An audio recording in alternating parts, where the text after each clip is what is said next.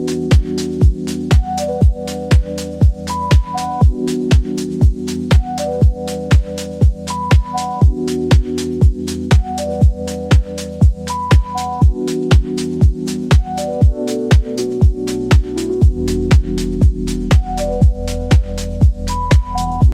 hi everyone. Welcome to a day in my life.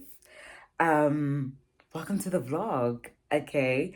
It's been a couple of days. I know I look so dry, oh my word. Why me? But anyway, please also don't mind this. It is actually going down. Last week it was way worse. But anyway, welcome to the vlog. It is Monday today. I think it's the 18th of May. It's a Monday. It's bright outside.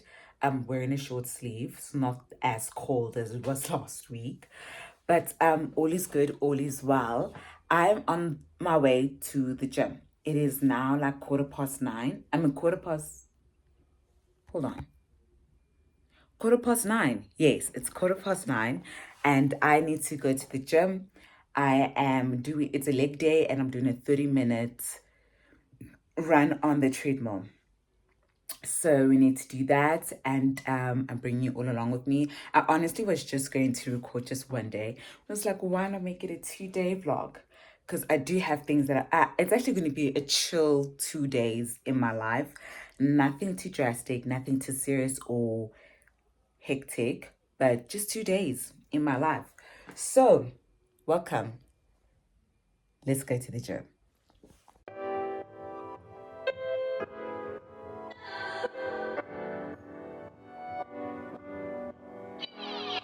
Where'd you go? Oh, you know how I've been living without you. Daydreaming on a cloud with you like horizon. With you tonight is on a violin. Yeah. It's about time we're making up. The times you wasn't with me waking up. Now you never said I couldn't miss your touch. Okay, hello guys. I am done working out. I'm on my way home. My skin is absolutely dry. I showered at the gym, everything as I planned. I realized as I came to the gym, I forgot my face cream. Oh, I forgot my face cream, my CeraVe. So I was like, it's either I go home and I shower there, or I just shower here. But the reason why I don't want to shower at home is because something's going on with our water. Like what am I saying? The water takes time to heat up, and I'm not in the mood after a serious gym session. Now I have to wait for the water to get hot. Like, that is something we are fixing, by the way. But I'm not about to wait. So I was like, you know what, let me just work out here. Let me just work out here at the gym and shower at the gym. I'll dress up and as everything, because I have all my dressing stuff, my lotions and everything. I'll put on my serums, and then get out the gym fast because of the UV lights, and walk fast to my car because, you know, UV lights and everything, and then drive back home, which I'm doing now, and then put on my CeraVe and my sunscreen. But I don't do this all the time. This is like the first time it's ever happened, and never again. Never again. So we're doing that. So I'm going home now. I will see you there with moisturized skin. Ooh, let me put you guys at the back. Yeah. So hi guys. It got cold really fast. Like, it's really cold in this house. I was so hot outside. My mom's watching TV if you hear noise. But I've got like orange with me. I've got my water, my multivitamin for the, it's actually afternoon. I think it's like 12 now. And then I've got, I don't want my extra full, but 2 boiled eggs. One looks very suspicious. I've got sliced tomatoes, and I've got avocado. Sliced avocado, love that. Let's chow.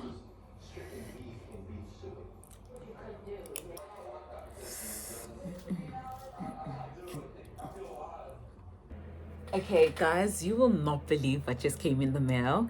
It was actually supposed to come tomorrow from when I got my email notification this morning, but it came today. And I was so shocked and surprised. So guess, like, let me show you. Got gym wear from Gymshark.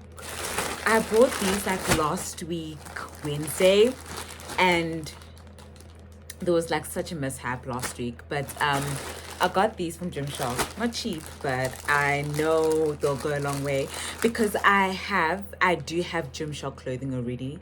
When I lived abroad, I lived in Australia, so I've got a lot of Gymshark gym wear. Let me show you. Line, here's the logo. Is it? Yeah, this is the logo. It's inside out, so I just washed these, so I don't want to like have to wear them on and everything. And then I got like these leggings.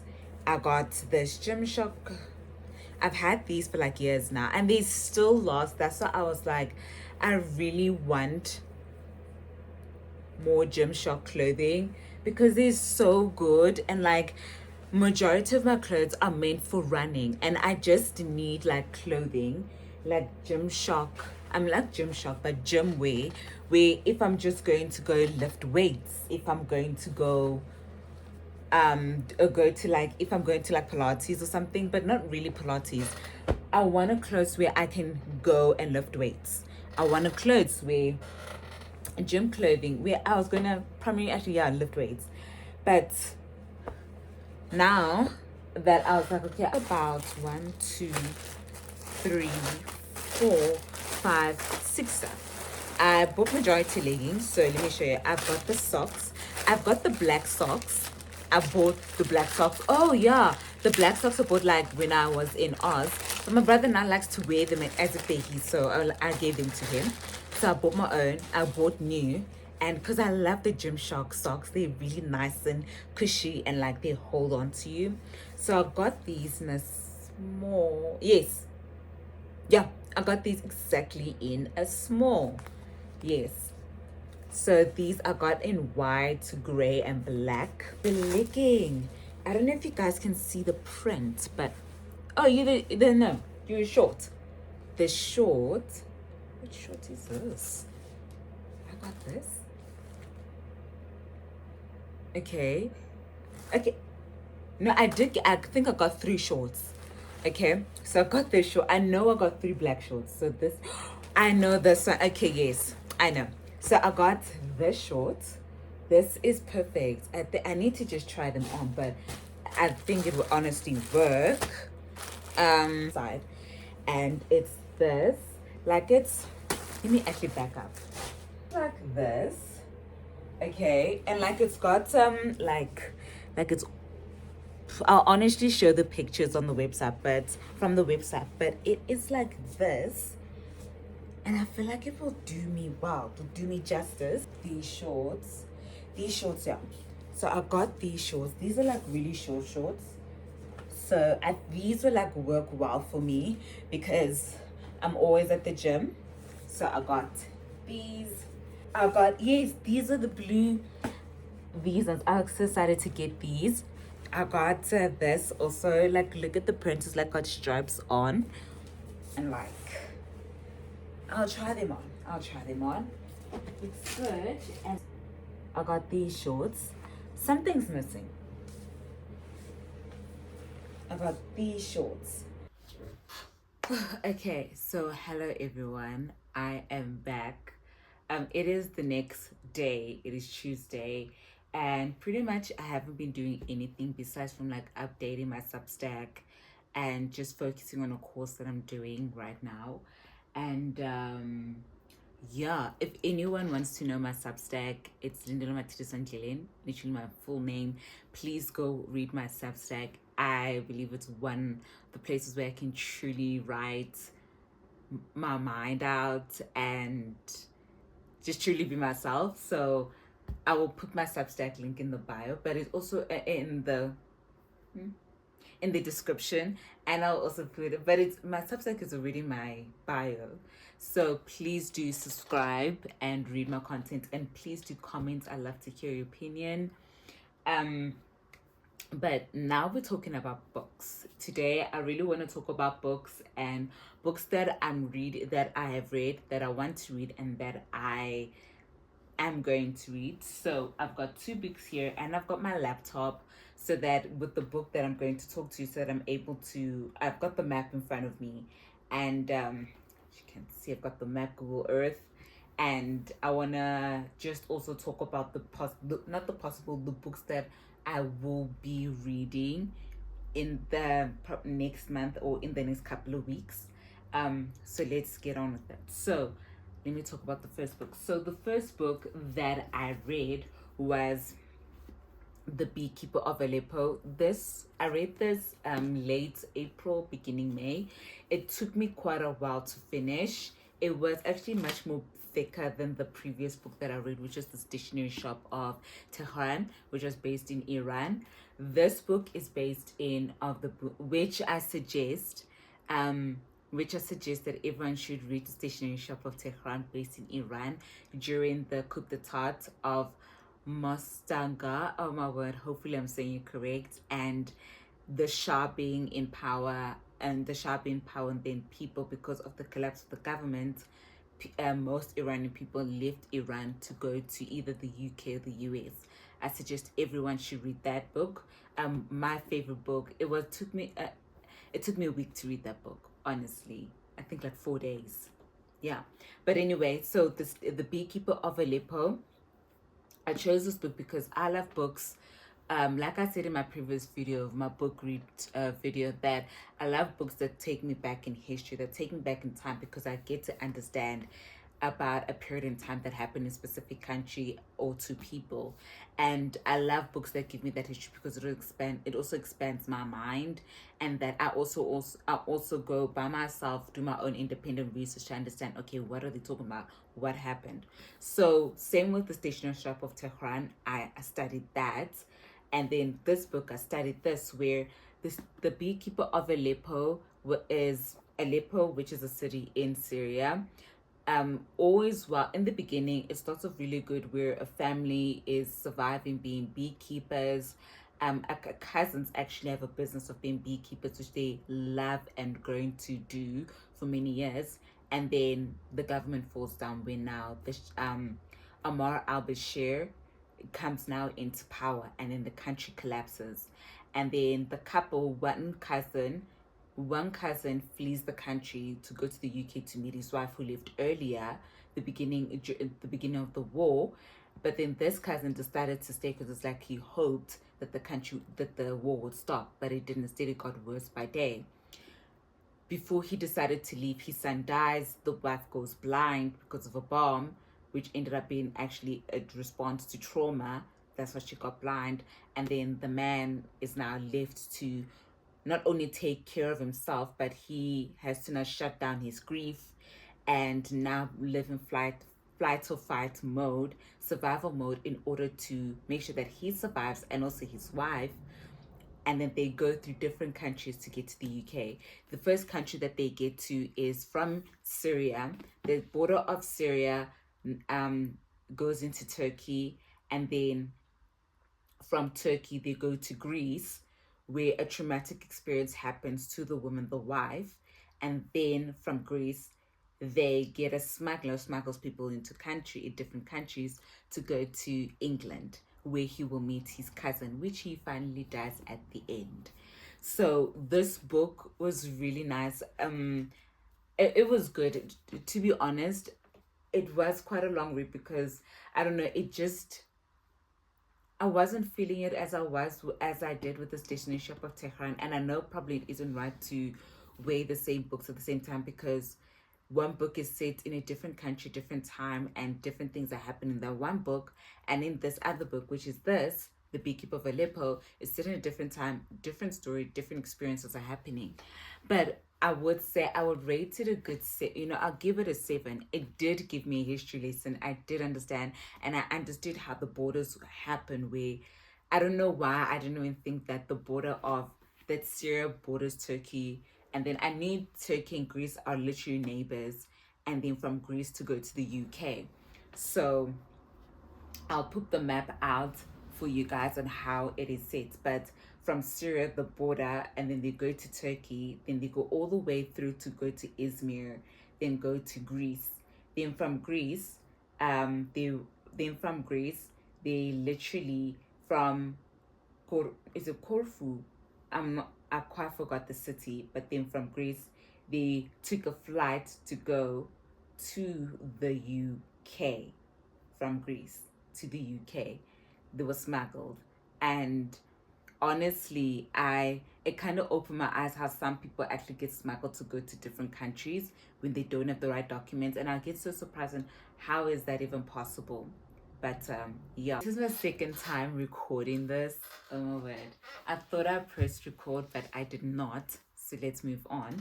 So I showed you The Beekeeper of Aleppo. Now, the next book that I'm going to read in June, that is my TBR for so long, and that is Elif Shafak, The Island of Missing Trees. This has been on my TBR for over a year, and now that I finally got it, I got it actually beginning March, and I'm only getting now to start reading it in June, which don't judge me. I'm just so busy, but I told myself I'm going to read this book. What I like is that it's based on a story. It's a love story, but it's based in 1974. But then fast forward decades later, where a girl doesn't understand where her parents were born. So there's an element of Greek words and Turkish words that are here. There's even a glossary, a Greek and Turkish glossary of certain words at the back that I'm really interested in trying to learn and know. I am interested in Turkish shows. I do watch Turkish shows a lot. Right now I'm currently watching Halef, and previously before Halef I was watching Veliaht. So I watch Turkish shows. So I honestly believe this would be really great for me to read and understand and get to know a people, Turkish, Greek, and understand their story and history. And it also makes me want to understand the kind of history between the Greek and the Turkish. Where does this, is it beef? Is it war that happened in the past? Does it derive from the Ottoman Empire? So that I'm really interested in learning. Other books that I'm also interested in learning as from my TBR on Goodreads, which I suggest you follow me, is one book that has been on my TBR for so long is All My Mothers. That has been there for so many months, and I honestly believe it's one of the books that I will read this year before the year comes to an end. It's All My Mothers, Mad Mabel, that I'm interested. But To All My Mothers, which I really want to read and why I feel like it goes home to me, it's a girl who's never had a maternal figure in her life. And wherever she goes, she meets women in her life that bring about that maternal figure love into her life. And I feel like that is just so beautiful, that not necessarily you need to have family from within your own blood, but the people you surround yourself with and you connect with can be family as well. Next is One Night Beneath the Lemon Trees. What caught my attention of this book was because of the art, how it looked outside its cover. And then when I read how it's about family secrets and about a love story, and it's based in Greece, if I'm not mistaken. And I was like, okay, this could be something. This could be something. Another is Every Time I Go on Vacation, Someone Dies. God, that book sold me. The title. What be like, girl, what's going on? Why every time you're around, someone is dying? Is this something that's on you that's causing this situation? So it's been on my TBR for so long, since 2024, since it has gone out, and I just never got the time to read it, but now I've got the time. So I'm going to buy it. I'm going to buy the read off Amazon. Also, another book is Sandwich. I don't know why I put this on my TBR by Catherine Newman, but I will read it. It's quite unique, Sandwich, right? Like a good title, Sandwich. Next is Blue Sisters and Good Material. Good Material and Blue Sisters have been there for so long, particularly Good Material. It's so hard to find it. It's by Dolly Alderton. It's so hard to find it as to where can I buy this book. If anyone knows, please let me know, because I would love to buy good material. It was such a hit in 2024 and I really would like it. Also, another hit that was in 2024 was Yellowface. I am going to buy that book. Watch. Next is did I say Mad Mabel? There's just so many books that I really want to read, but two African books that I am going to buy is Purple Hibiscus by Chimamanda Ngozi and All the Men in Lagos Are Mad, and that's by Damilare Kuku. I feel like there isn't a lot of space for African authors to come to light and that become renowned for their work. And I really, besides from Chimamanda Ngozi, but we need more because there are really good writers out there, right? And African writers, and I really want to get to learn and know their work. I don't just only want to read a specific kind of person's book, you know. It does get tiring, but when you diversify your knowledge and your reading, it actually opens you world to other aspects of life and society and people and cultures and history. And I feel like that is just so important for me as a reader. I love to get to know people. And another way for me to get to know people, besides from speaking to them and going to them, is reading their stories. And I feel like that is just so important. So that's what I want to do. And that's what I'm going to do. So if anyone has any other TV like book suggestions for me to read, recommendations, particularly African authors, that would be really great and amazing. I'm ready. So yeah. So thank you all for watching my vlog. I'll see you in the next video. Please don't forget to like, comment, and subscribe, and see you in the next video. Bye.